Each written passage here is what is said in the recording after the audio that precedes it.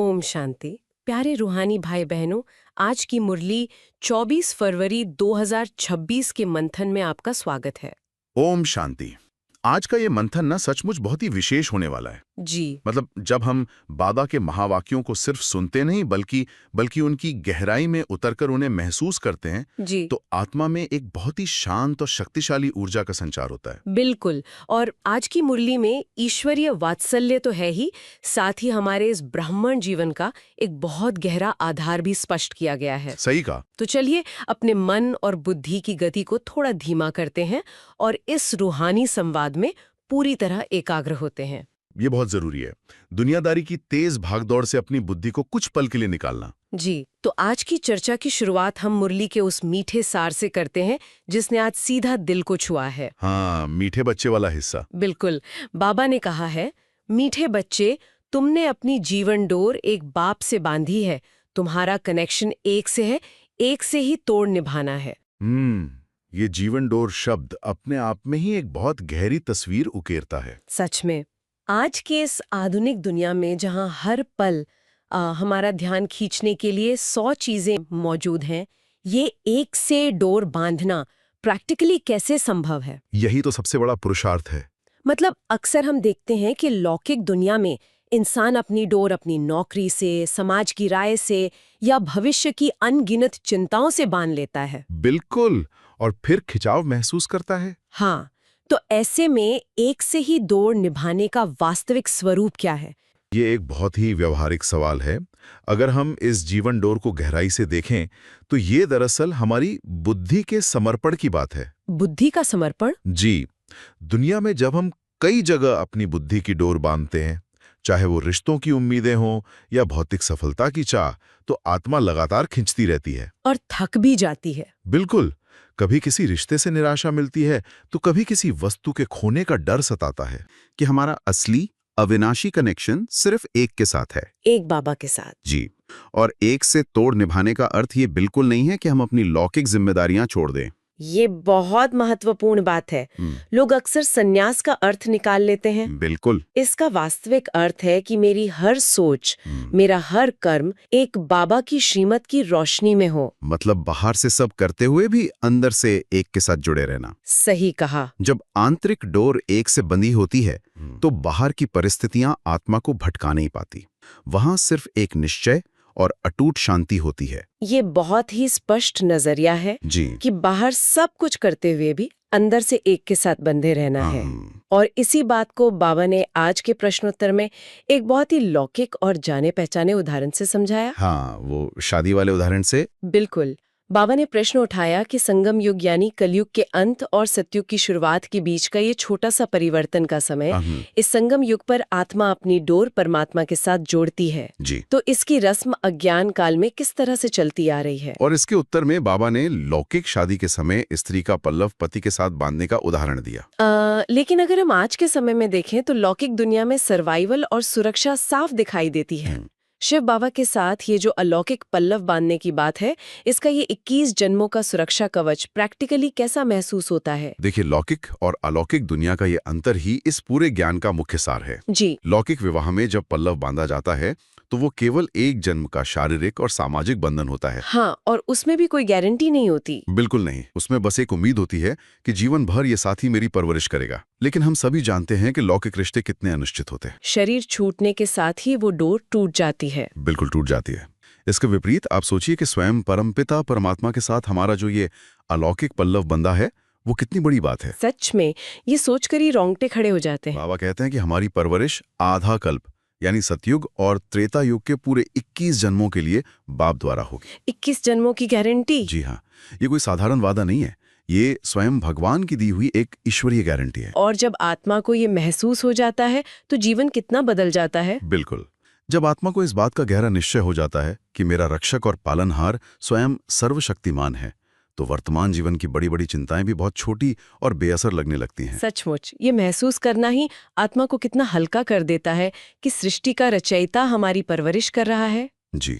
और इसी सुरक्षा के भाव से हम आज की मुरली की मुख्य चर्चा की ओर बढ़ते हैं। बिल्कुल, चलिए। सबसे पहला और गहरा बिंदु जो आज सामने आया, वो है सूक्ष्म रूहानी डोर बनाम स्थूल डोर की तुलना। हाँ, ये बहुत ही प्रैक्टिकल पॉइंट है। बाबा ने कलयुग की आसुरी मत और एक बाबा की ईश्वरीय श्रीमत को बहुत स्पष्ट रूप से अलग किया है। जी। उन्होंने कहा कि भल शरीर से घर में बैठे रहो, लेकिन बुद्धि से योग लगाना है। ये सुनने में तो आसान लगता है, लेकिन क्या हम कह सकते हैं कि ये भौतिक संसार में रहते हुए अभौतिक स्थिति में रहने की कला है? बिल्कुल कह सकते हैं। और यही इस पूरे राजयोग का सबसे सुंदर रहस्य भी है। कैसे? थोड़ा ऐसे गहराई से समझते हैं। देखिए, यहाँ बुद्धि के प्रयोग पर जोर दिया गया है। हाँ हम ब्राह्मण बच्चे लौकिक दुनिया की तरह संन्यास लेकर जंगलों में या पहाड़ों पर नहीं जाते। हाँ, हम तो गृहस्थ व्यवहार में रहते हैं। हम अपने घरों में रहते हैं, अपने परिवार के बीच रहते हैं, ऑफिस जाते हैं। जी। लेकिन मुख्य सवाल ये है कि हमारी बुद्धि की डोर कहाँ बंधी है? बुद्धि का कनेक्शन कहाँ है? जी, कलयुग की जो आसुरी मत है वो हमें देह और देह के सीमित संबंधों में उलझाकर नीचे गिराती है, मोह में फंसा देती है। बिल्कुल। लेकिन ये रूहानी डोर बुद्धि के द्वारा बांधी जाती है। आप शारीरिक रूप से कहीं भी हों, लेकिन अगर आपकी बुद्धि शिव बाबा के साथ कनेक्टेड है तो वो सच्चा योग है। इसका कोई लौकिक उदाहरण दे सकते हैं? हाँ, जैसे अगर कोई व्यक्ति ऑफिस में बैठा है लेकिन उसका ध्यान अपने घर में बीमार बच्चे पर है, तो वो ऑफिस में होके भी वहां नहीं है। बिल्कुल। शारीरिक रूप से वो ऑफिस में होकर भी मानसिक रूप से घर पर ही है। ये बहुत ही सटीक उदाहरण है। ठीक इसी तरह दुनिया के साधारण काम करते हुए भी बुद्धि अगर शांति के सागर बाबा से जुड़ी है तो आत्मा निरंतर शक्ति प्राप्त करती रहती है। ये उदाहरण इस बात को बहुत अच्छी तरह से समझा देता है। जी। और जब हम परम पिता से जुड़ने की बात करते हैं, तो आज बाबा ने शिव जयंती के रहस्य को भी बहुत तार्किक ढंग से खोला है। हाँ, शिवरात्रि का जो रहस्य है। बिल्कुल। हम देखते हैं कि पूरी दुनिया में, विशेषकर भारत में, शिव जयंती कितनी धूमधाम से मनाई जाती है। बहुत उल्लास से। लेकिन बाबा कहते हैं कि दुनिया यह नहीं जानती कि वो कब आते हैं और कैसे आते हैं। सही बात है। बाबा ने स्पष्ट किया कि वो संगम युग पर ही आते हैं और इसके लिए त्रिमूर्ति ब्रह्मा, विष्णु, शंकर का वास्तविक अर्थ भी समझाया। जी। विशेष रूप से ये बात कि अभी ब्रह्मा का साकार में होना क्यों जरूरी है। दुनिया भगवान से चमत्कार की उम्मीद करती है, लेकिन यहाँ बाबा ने एक पूरी व्यवस्था समझाई है। ये एक बहुत ही गहरा दर्शन है। दुनिया अज्ञानतावश भगवान को पुकारती है कि हे पतित पावन आओ। हाँ, गाते हैं ना, आओ और हमें पावन बनाओ। जी। लेकिन वे ये नहीं समझते कि इस पूरी पतित दुनिया को पावन बनाने का कार्य कोई रातों रात होने वाला चमत्कार या जादू नहीं है। कोई जादू की छड़ी नहीं है। बिल्कुल नहीं। इसके लिए परमात्मा को एक साकार माध्यम चाहिए होता है, क्योंकि वे स्वयं अजन्मा और अशरीरी हैं। उनके पास अपना शरीर नहीं है। इसलिए शिव बाबा ब्रह्मा के साकार तन का आधार लेते हैं। त्रिमूर्ति का जो रहस्य बाबा समझाते हैं वो दरअसल ईश्वरीय कार्यों का विभाजन है। कार्यों का बंटवारा? जी। अभी संगम युग पर ब्रह्मा द्वारा नई पावन दुनिया की स्थापना का कार्य चल रहा है, इसलिए ब्रह्मा का साकार में होना आवश्यक है। क्योंकि ज्ञान तो मुख से ही दिया जाएगा ना। बिल्कुल। आगे चलकर विष्णु द्वारा सतयुग में पालना होगी और शंकर द्वारा इस पुरानी दुनिया का अंत में विनाश होगा। ये कितना लॉजिकल है। दुनिया शिव जयंती को सिर्फ एक वार्षिक त्योहार की तरह मनाकर भूल जाती है, लेकिन संगम युग के ब्राह्मण बच्चे जानते हैं कि शिव बाबा का अवतरण हमारे जीवन में हर दिन एक वास्तविक रूहानी क्रांति लेकर आ रहा है। हर दिन एक क्रांति, ये बहुत ही सुंदर विचार है। ये रूहानी क्रांति ही हमें हमारे आदि स्वरूप की याद दिलाती है। जी हाँ। और इसी से जुड़ा हुआ आज का तीसरा मुख्य बिंदु है आदि सनातन देवी देवता धर्म और उसका वर्षा। ये भी एक भूला हुआ सत्य है। बिल्कुल। बाबा ने कहा कि यह धर्म तो प्रायः लोप हो चुका है। दुनिया को ये पता ही नहीं है कि सतयुग कब था। सही कहा। लेकिन जो बात मुझे सबसे ज्यादा सोचने पर मजबूर करती है वो ये है कि बाबा ने कहा सतयुग में ज्ञान नहीं होता, वहां केवल प्रारब्ध यानी रिवॉर्ड है। जी। इसलिए ज्ञान सिर्फ इसी संगम युग पर दिया जाता है। लक्ष्मी नारायण को ये वर्षा किसने दिया, दुनिया के लिए ये एक रहस्य है। ये कर्म और फल के सिद्धांत का कितना सुंदर रूप है। अगर हम इस बात की गहराई में जाएं तो ये ईश्वरीय न्याय को स्पष्ट करता है। कैसे? हम अक्सर ये सोचते हैं कि सतयुग में तो सब कुछ सर्वगुण संपन्न है, तो वहां भगवान भी साक्षात होंगे और वहां रोज ज्ञान चर्चा होती होगी। हाँ, भक्ति मार्ग में तो यही दिखाते हैं कि देवी देवता भी ज्ञान सुन रहे हैं। लेकिन बाबा बहुत सहजता से समझाते हैं कि ज्ञान की आवश्यकता तब होती है जब अज्ञान हो, जब आत्मा पतित या कमजोर हो चुकी हो। जहाँ बीमारी है वहीं तो दवाई चाहिए। बिल्कुल।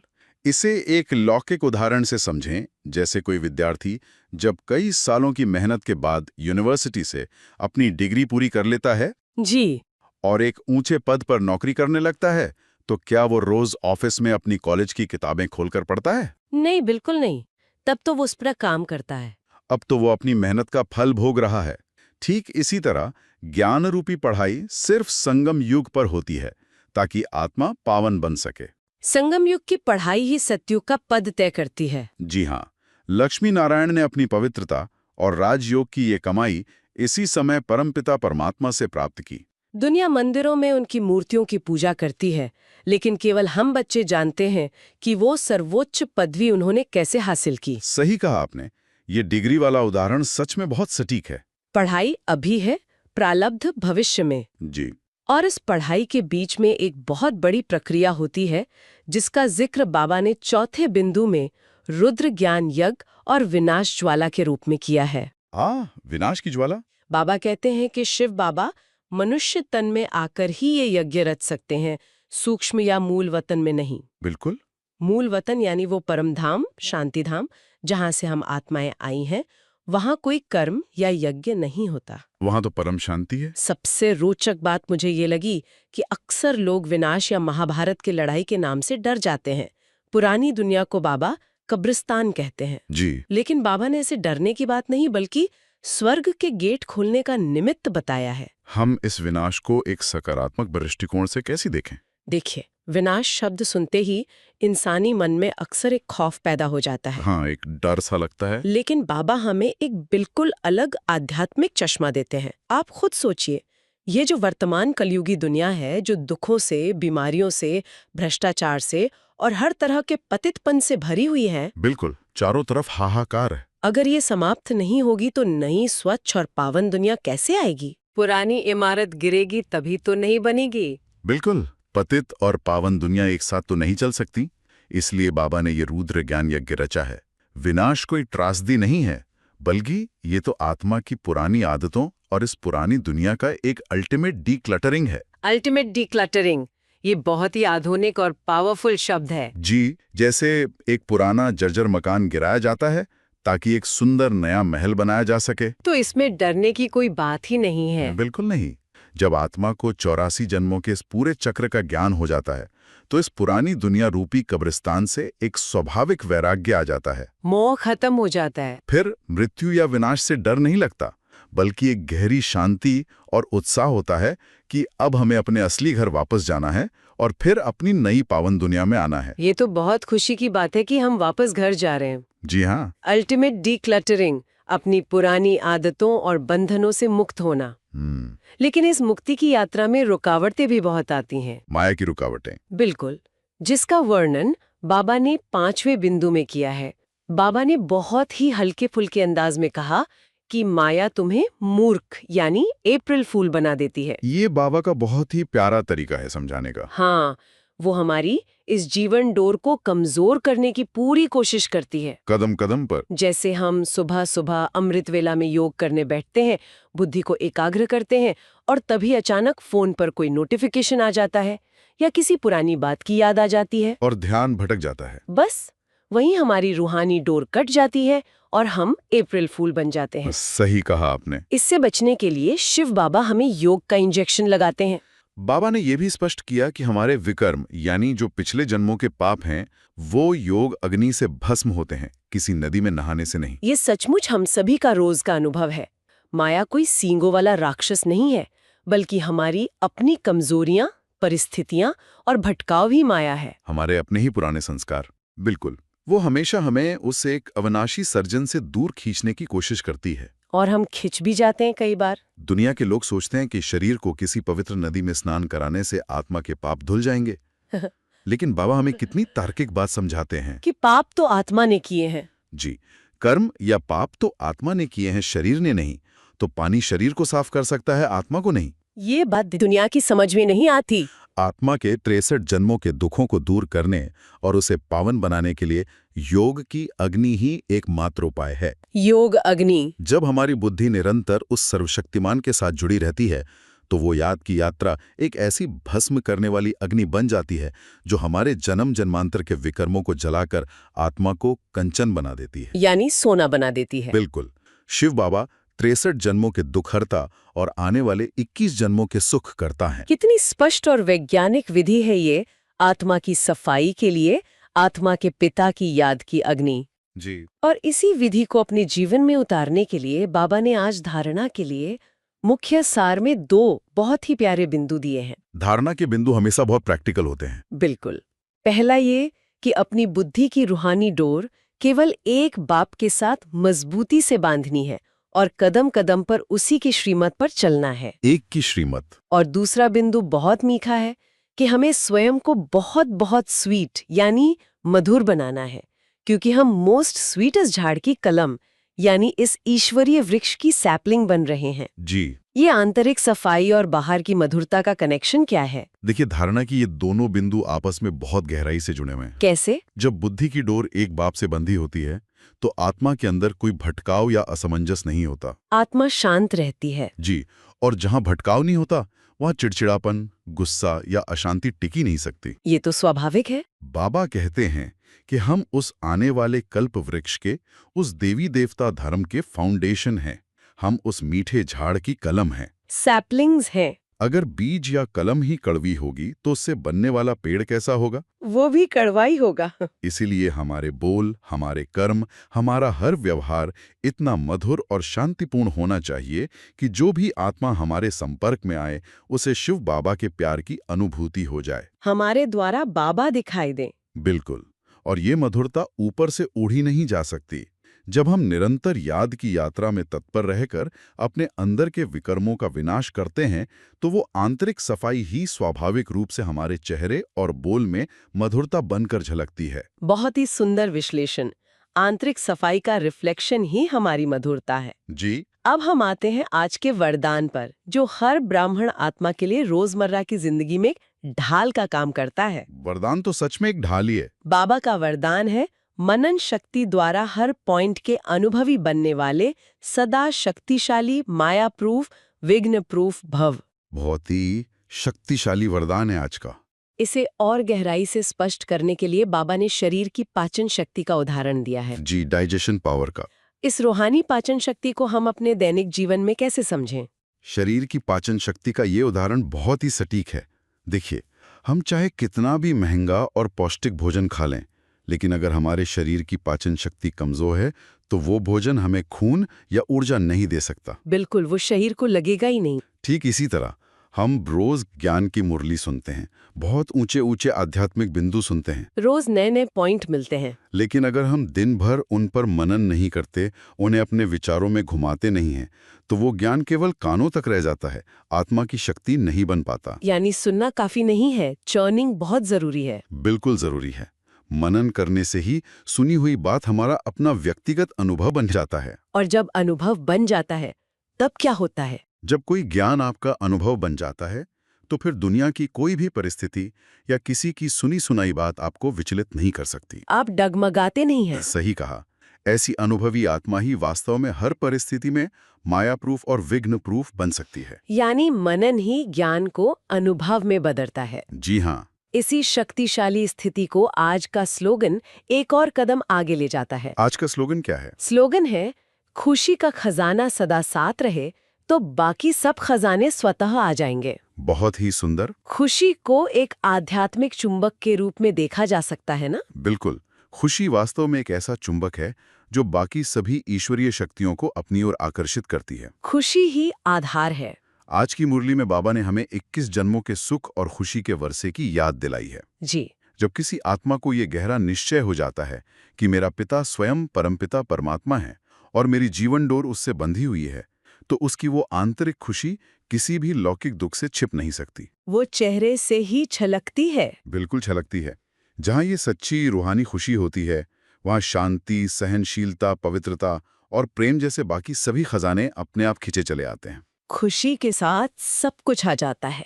एक उदास या निराश आत्मा कभी शक्तिशाली नहीं हो सकती, लेकिन एक खुशमिजाज और संतुष्ट आत्मा बड़ी से बड़ी चुनौती को भी खेल समझकर आसानी से पार कर लेती है। चुनौतियों को खेल समझकर पार करने की इसी कला को अव्यक्त बापदादा ने आज के अव्यक्त इशारे में बहुत गहराई से छुआ है। बाप-दादा के इशारे तो हमेशा बहुत सूक्ष्म होते हैं। जी, बाबा का इशारा है कि सफलता संपन्न बनने के लिए साधारण कार्य करते हुए भी फरिश्ते की चाल और हाल होना चाहिए। फरिश्ते की चाल और हाल? खास तौर पर बाबा ने इस बात पर जोर दिया है कि ब्राह्मण जीवन में बहानेबाजी नहीं चलनी चाहिए। जैसे हम अक्सर कहते हैं कि समस्या ऐसी थी इसलिए व्यवहार में साधारणता आ गई। ये हम इंसानों की बहुत बड़ी कमजोरी है कि हम परिस्थितियों को दोष देने लगते हैं। यह अव्यक्त इशारा हम सभी के लिए एक बहुत बड़ा आईना है। बिल्कुल, एक आईना है। हम अक्सर ये गलती कर बैठते हैं कि जब सब कुछ हमारे हिसाब से चल रहा होता है तब तो हम बहुत ज्ञानयुक्त और शांत रहते हैं, तब तो हम पक्के योगी लगते हैं। लेकिन जैसे ही कोई अचानक चुनौती आती है या कोई विपरीत परिस्थिति बनती है, हम लौकिक दुनिया के लोगों की तरह ही रिएक्ट करने लगते हैं। हम भी वैसे ही परेशान हो जाते हैं और फिर अपने बचाव में बहाना बनाते हैं कि क्या करें, बात ही ऐसी थी इसलिए गुस्सा आ गया, या परिस्थिति ही ऐसी थी। लेकिन बाबा हमें याद दिला रहे हैं कि बातों को या परिस्थितियों को हमें बदलने नहीं देना है, बल्कि हमें अपने अलौकिक स्वरूप से उन बातों को पार करना है। हमें परिस्थितियों को बदलना है अपनी स्थिति से। जी, फरिश्ता वह है जो हल्का है, जिसका इस पुरानी दुनिया और पुरानी बातों से कोई भारी रिश्ता नहीं है। वो उड़ती कला में रहता है। तो चाहे हम घर में रसोई का कोई साधारण काम कर रहे हों या ऑफिस की किसी मीटिंग में हों, हमारी आंतरिक स्थिति, हमारा रूहानी हाल हमेशा उस हल्केपन और अलौकिक फरिश्ते के समान रहना चाहिए। यह एक बहुत ही ऊंची और प्रेरक स्थिति है। परिस्थितियों के प्रभाव से पूरी तरह मुक्त, एक चमकता हुआ हल्का फरिश्ता। बिल्कुल। इस दिव्य स्थिति को सिर्फ सुनना ही नहीं है, बल्कि इसे गहराई से महसूस भी करना है। जी, अनुभव करना है। इसलिए आइए अब हम सब मिलकर आज की मुरली के सार से निकाले गए स्वमानों का अभ्यास करते हैं। यह समय है अपने अंतर जगत में उतरने का। सुनने वाले सभी रूहानी भाई बहन, आप जहां भी हैं, कुछ पल के लिए अपने बाहरी विचारों को रोककर अपना ध्यान भ्रिकुटी के बीच आत्मा के स्थान पर एकाग्र करें। बहुत ही शांत और धीमी गति से इन ईश्वरीय संकल्पों को अपने भीतर महसूस करें। पहला स्वमान है, मैं एक बाबा से अपनी जीवन डोर बांधने वाली एक व्रता आत्मा हूँ। इस श्रेष्ठ संकल्प को अपने भीतर गहराई से महसूस करें। कुछ क्षण इसी अनुभव में टिक जाएं। दूसरा स्वमान, मैं मनन शक्ति से संपन्न, सदा शक्तिशाली और माया प्रूफ आत्मा हूँ। अपनी आंतरिक शक्तियों को जागृत होता हुआ देखें। तीसरा स्वमान, मैं इस साधारण दुनिया के कार्यों में विचरते हुए भी एक अलौकिक फरिश्ता हूँ। अपने फरिश्ते स्वरूप की लाइट को महसूस करें, इस शांति को अनुभव करें। चौथा स्वमान, मैं योग अग्नि से अपने जन्म जन्मांतर के विकर्म भस्म करने वाली परम पवित्र आत्मा हूँ। बाबा की पवित्र किरणें मुझ आत्मा पर पड़ रही हैं, इस पवित्रता को अपने भीतर संभालें। इन स्वमानों के अभ्यास से आत्मा को जैसे अपने निज स्वरूप और अपनी शक्तियों की पूर्ण स्मृति आ जाती है। सचमुच ये कितनी गहरी और शांतिदायक अनुभूति है कि हमें दुनियादारी के हजार तारों में नहीं उलझना है, बस एक शिव बाबा के साथ अपनी बुद्धि की डोर को मजबूत रखना है। सिर्फ एक के साथ। वही हमारा इकलौता रक्षक है, वही हमारा सच्चा शिक्षक है और वही हमारा अविनाशी सर्जन है जो हमें हर दुख से मुक्त कर रहा है। समाप्त करने से पहले एक विचार जो मुझे लगता है हम सभी को आज सारा दिन सोचने पर मजबूर करेगा। बताएं।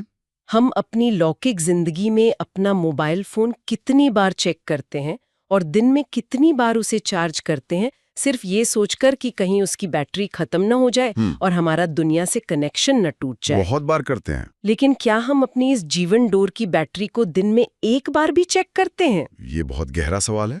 अगर हमारी बुद्धि की डोर उस सुप्रीम पावर हाउस शिव बाबा से कटी हुई है, तो असल में हम कितनी कमजोर और असुरक्षित स्थिति में जी रहे हैं। बिल्कुल, हम शक्तिहीन हो जाते हैं। इस पर आज जरूर गहराई से विचार होना चाहिए कि क्या मेरी डोर उस पावर हाउस से जुड़ी है या माया ने मुझे आज भी अप्रैल फूल बना दिया है। ये मनन करने के लिए एक बहुत ही सुंदर विषय है आज सारा दिन।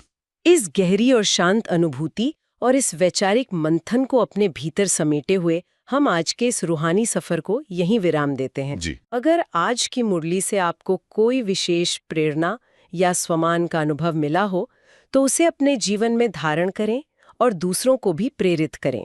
अपने विचारी अनुभव कमेंट में साझा करें ताकि अन्य आत्माओं को भी शक्ति मिले।